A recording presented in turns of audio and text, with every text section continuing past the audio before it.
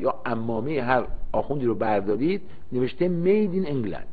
فکر نکنید این حرف بدون دلیله و بدون سند تاریخیه. بنده در این برنامه میخوام سعی بکنم بر اساس اسناد تاریخ به شما ثابت بکنم این واقعیت داره، یعنی این منبع واقعیت داره. حتی یه جهتم که به هند مربوط میشه و شما میدونید که آقای خمینی رو هم معتقدن بسیاری که اجدادش در هند بودن، از همینجا آغاز میشه. این برادران شلی اولا قبل از اینکه آخوندیسم در ایران به وجود بیاد و بحثی به نام مسجد به وجود بیاد، به دلیل اینکه ایرانی ها نمی توانستند با اعراب درگیر بشن، میان و یک مکتب تشیع درست میکنن. یعنی طرفداران حضرت علی ابن ابی طالب خلیفه چهارم میان و اینها عمدتا صوفی ها بودن و در خانقاه ها بودن، توی خانقاه بودن و دراویش بودن. یعنی دراویش، سابقه دراویش در ایران خیلی پیشتر از سابقه روحانیت در ایران، آخونداست در ایران. این آقای برادران شلی یک درویش ایرانی رو که رفت در هند بوده و در هند زندگی میکرده، اما زبان فارسی رو خوب بلد بوده و حتی به زبان فارسی شعر هم میگفته، با خودشون وارد ایران میکنن. اسم این آقا مقصود علی بوده، درویش مقصود علی. حالا ببینید این مقصود علی کی هست. مقصود علی در حقیقت نطفه اصلی پیدایش آخوند در ایران در سال 990 هجری. در اون دوره کسانی که در این خانقاه مجلس رو اداره میکردن، مجلس خانقاه رو اداره میکردن، بهشون میگفتن مجلس آرا. این عنوان مجلسی که شما میشنوید، دیدید حتی بعضی از خانم‌های ایران که روزه میندازن و محفل میندازن میگن خانم مجلسی، خانم مجلسی. این خانم مجلسی یا اون لقب مجلسی که بعداً به شما میگم که چگونه روی فرزندان مقصود علی عنوان شد، این از همونجا میاد. در خانقاه یک مجلس آرایی بود که آرام آرام عنوانش و لقبش شد مجلسی. مقصود علی که توسط برادران شلی میاد، میره در اصفهان و در اصفهان ساکن میشه و اونجا با یک دختر لبنانی جبل عاملی ازدواج میکنه. در سال 1002 هجری، یعنی 12 سال بعد، شاه عباس میاد.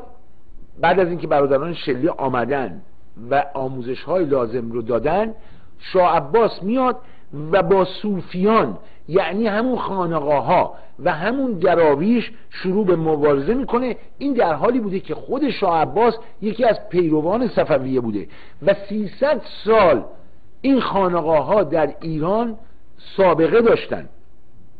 آقای مرتضی راوندی در یک کتابی داره به نام تاریخ اجتماعی ایران، جلد 3 صفحه 486 می نویسد که در دوران شاه عباس مبارزه با صوفیان برای از بین بردن نفوذ آنان به قدری شدید بود که طی 30 سال علاقه 300 ساله به صوفیان از بین رفت. و این قضیه بعد از این اتفاق افتاد، یعنی 300 سال صوفیان تو ایران بودن و سعی میکردند از اسلام یک مکتب ایرانی درست بکنن و بعد شاه عباس آمد و شروع کرد با این صوفیان مبارزه کردن. مقصود علی هم که در حقیقت یک درویش بود و حالا آمده بود و این نطفه رو گذاشته بود، از ایران میره دوباره برمیگرده به هندوستان، اما 2 پسر از خودش باقی میذاره، یکی محمد تقی و یکی محمد صادق. پس مقصود علی توسط برادران شلی به ایران آورده میشه. در ایران این مقدمه شروع میشه که با صوفیان و دراویش جنگ بشه، مبارزه بشه و این چیز سابقه 300 ساله از بین بره و یه مکتب جدیدی بیاد. در این موقعیت مأموریت مقصود علی به پایان میرسه، میره و 2 پسر از خودش به جا میذاره، یکی محمد تقی، یکی محمد صادق. این آقای محمد صادق فرزند مقصود علی میدونید که این علامه مجلسی اوله. چرا مجلسی؟ چون پدرش مجلس آرا بوده. اینی که میبینید بسیاری از آخوندها امروز روی منابر از مجلسی نقل میکنن، این مجلسی از فرزندان همون مقصود علی است که توسط برادران شلی به ایران اومده. تو این موقعیت شاه عباس میمیره، شاه صفی جاشو میگیره. مجلسی دوم، حالا مقصود علی پس دو تا پسر داشته، یکی محمد تقی، یکی محمد صادق. محمد صادق رو بهش میگن علامه مجلسی اول. پسر محمد صادق یعنی یعنی نوه مقصود علی میشه مجلسی دوم. خوب دقت کنید، مقصود علی درویش بوده، فرزندش محمد صادق علامه مجلسی بوده. فرزند محمد صادق دستور قتل صوفیان رو میده با نفوذی که در دربار داشته. مردم میرن بهش معترض میشن، آقا پدر بزرگ تو خودش صوفی بوده، پدرت اینطوری بوده.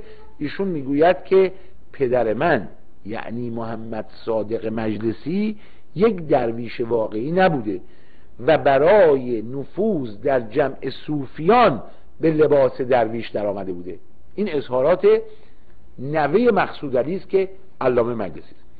مجلسی اول مأموریتش به پایان میرسه، یعنی محمد صادق یعنی فرزند مقصود علی، او هم میره به هندوستان. و محمد صادق دو تا پسر داشته، یکی عبدالله که با خودش به هندوستان میبره، یکی عزیزالله که در ایران باقی میذاره. پس مقصود علی رفت به هندوستان، کارش رو واگذار کرد به پسرش محمد صادق. محمد صادق کارش رو انجام داد، فرزندی رو به دنیا آورد به نام عزیزالله که اون رو در ایران گذاشت و بعد خودش برگشت به هندوستان. یکی از نواده های همین عزیزالله یک الماس گران قیمت به حرم حضرت علی ابن ابی طالب هدیه میکنه و به همین دلیل بقیه اونها به نام خانواده الماسی معروف میشن. نکته جالب اینه در این فاصله بعد از سرکوب صوفیان این خانواده یک شبه دارای ثروت هنگفتی میشن که هیچ کس نمیتونه بفهمه که این ثروت از کجا میاد. اما پسر اول مقصود علی یعنی محمد تقی مجلسی، محمد تقی مجلسی همراه با یه شخص دیگری به نام سید مراد هندی میرن به عراق. پسر اول میمونه تو ایران، پسر دوم میمونه تو ایران، پسر اول میره به عراق. این سید مراد هندی که با پسر مجلسی به عراق میره سه تا پسر داشته، ابوالمعالی، عبدالکریم و محمد علی. سید مراد هندی که همراه با پسر مجلسی رفته به عراق سه تا پسر داره، یکی ابوالمعالی، یکی عبدالکریم، یکی محمد علی. این محمد علی در عراق طبابت میکنه، مشغول طبابت میشه و تمام خاندان حکیم که در عراق هستند نوادگان این محمد علی سید مراد هندی هستند. خانواده حکیم که میدونید آیت الله حکیم، حتی این پسرش که الان هست، یعنی منبع رو از مقصود علی بگیرید بیاید پایین. اما محمد تقی پسر مقصود علی که با این سید مراد هندی به عراق رفته یه پسر داره به نام محمد باقر و یه دختر داره که این دخترش با محمد صالح خاتون محمد صالح خاتون آبادی با این ازدواج میکنه.